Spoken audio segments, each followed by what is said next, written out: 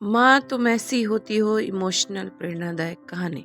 विमल बहुत परेशान था। उससे समझ में नहीं आ रहा था कि वो इस परिस्थिति से कैसे निपटे। वो अपनी माँ को बहुत चाहता था, किंतु उसकी पत्नी और बच्चे उसकी माँ से बहुत दूर भागते थे, क्योंकि उसकी माँ की एक आंख नहीं थी, साथ ही उसकी कमर 90 अंश पर झुकी हुई थी। वैसे वह अपना काम सब खुद कर लेती है, किंतु फिर भी वो उसकी पत्नी और बच्चों के लिए हमेशा खटकती है।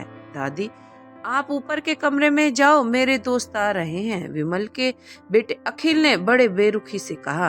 पर बेटा, मैं तो यहाँ बहुत दूर बैठी हूँ, विमल की माँ ने बहुत प्यार से कहा। नहीं, आप उनके सामने मत रहो, वो मुझे चिढ़ाते हैं, अखिल ने जोर से डांटते हुए कहा।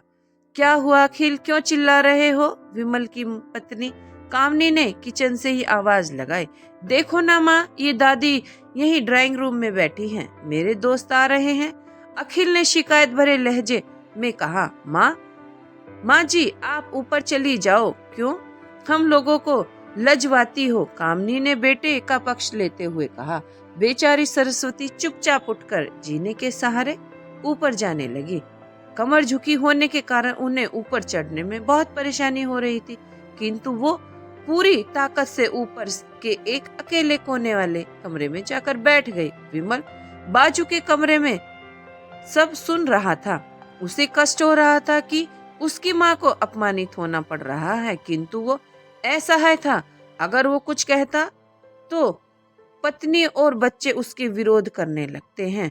दूसरे उनके तर्क भी सही नहीं लगते। चूंकि वो एक प्रशासनिक अधिकारी था, उसका सामाजिक स्तर बहुत ऊंचा था, उसकी ससुराल भी एक उच्च घराने में थी। वह चुपचाप इस तरह हर दिन अपनी माँ को अपमानित होते हुए देखता रहता था।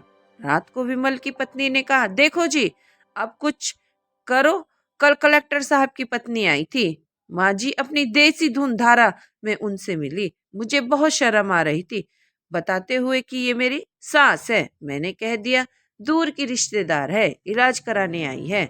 विमल को रोना सा आ गया, किंतु फिर भी वह चुपचाप रहा। उसे समझ में नहीं आ रहा था कि वो क्या करे।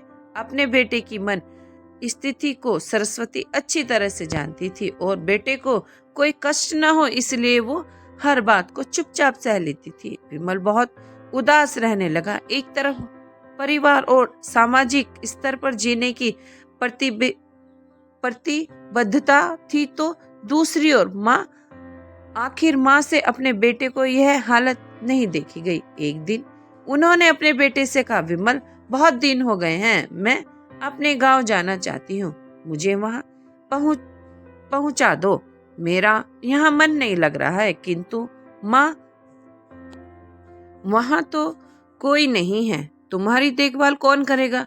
विमल ने आश्चर्य से पूछा। अरे, सब गांव वाले तो हैं वहां, और वो तुम्हारे मामा जी तो उसी गांव में रहते हैं, और फिर हम सारी व्यवस्थाएं कर आएंगे ना। कामनी को तो जैसे मन की मुराद मिल गई हो। हाँ बेटा, बहू सही कह रही है, सरस्वती ने लंबी सांस लेते हुए कहा। विमल जानता था कि गांव में माँ की देखभाल करने वाला कोई नहीं है, लेकिन अपनी पत्नी की जिद के कारण वह अपनी माँ को गांव छोड़ने पर विवश हो गया।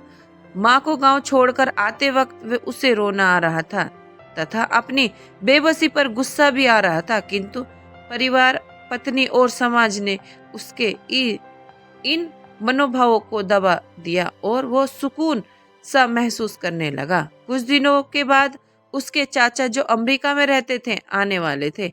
जब विमल बहुत छोटा था, उसके पिता जीवित थे, तब वो भारत आए थे और उसके बाद वो अब भारत आने वाले थे। पूरा परिवार और आस पड़ोस बहुत उत्साहित था। अमेरिका से विमल के डॉक्टर चाचा आ रहे थे।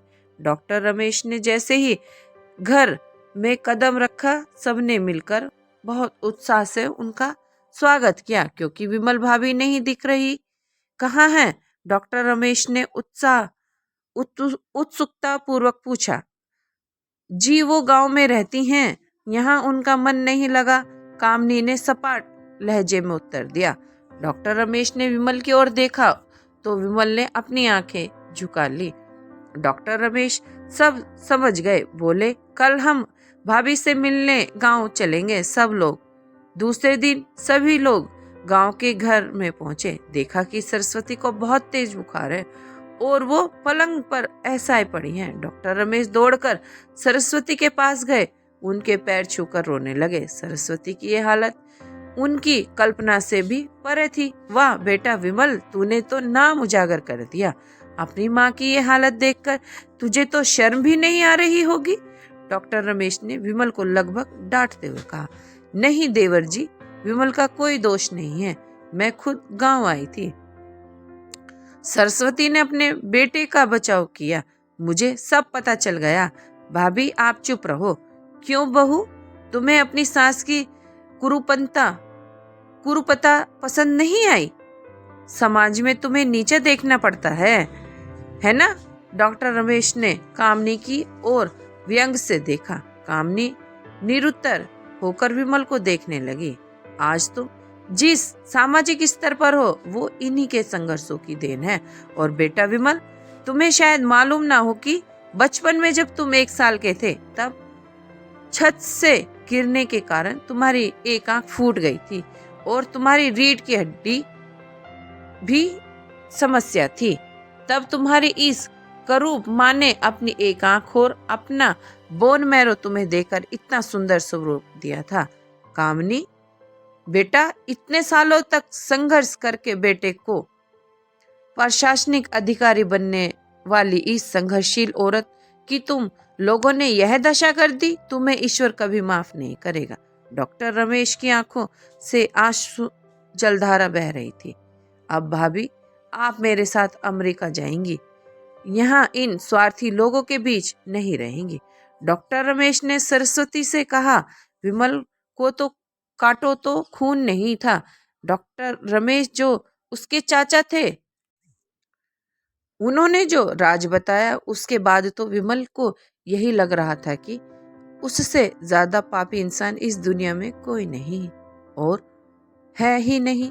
वह दौड़ता गया और माँ सरस्वती के कदमों से लिपट गया। माँ, मेरा अपराध क्षमा योग्य नहीं है। मैं जानबूझकर चुप्पी साधे रहा, आपका अपमान करवाता रहा। अब सिर्फ आप ही उस घर में मेरे साथ रहेंगी और कोई नहीं। विमल ने आज्ञेय दृष्टि से अपनी पत्नी और बच्चों को देखा। कामनी को भी बहुत पश्चाताप हो रहा था, किंतु उसकी हिम्मत नहीं हो पा रही थी कि वो सरस्वती से आंखें मिलाए। सरस्वती ने कामनी की मन स्थिति को समझकर उसको पुचकारते हुए अपने पास बुलाया और विमल को डांटते हुए कहा, खबरदार, जो मेरी बहू को मुझसे अलग करने की कोशिश की तो तुझे ही घर से बाहर निकाल दूंगी। कामनी और बच्चों ने सरस्वती के पैर पड़ते हुए अपने व्यवहार पर माफी मांगी और माँ के हृदय ने सबको माफ कर दिया। दोस्तों, ऐसी ही मोटिवेशनल कहानी सुनने के लिए हमारे चैनल को सब्सक्राइब करें, लाइक